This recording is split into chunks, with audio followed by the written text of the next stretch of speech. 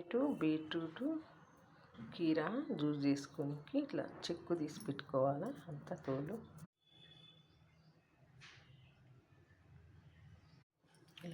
ఇలా పుదీనా ఆకులు వేసుకొని అన్నీ కట్ చేసి పెట్టుకునేటి వల్ల ఇలా వేసుకొని ఒక గ్లాసులో జ్యూస్కి ఇది స్మూతీస్ బాగా పనికొస్తుంది.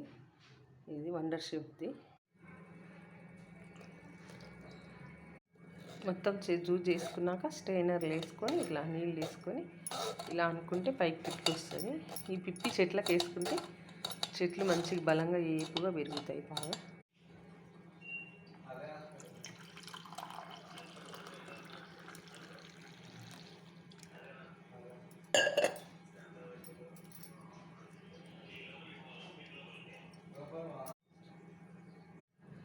కొంతమంది ఇలా కూడా తాగుతారు కానీ కొద్ది కసర కసర ఉంటుంది.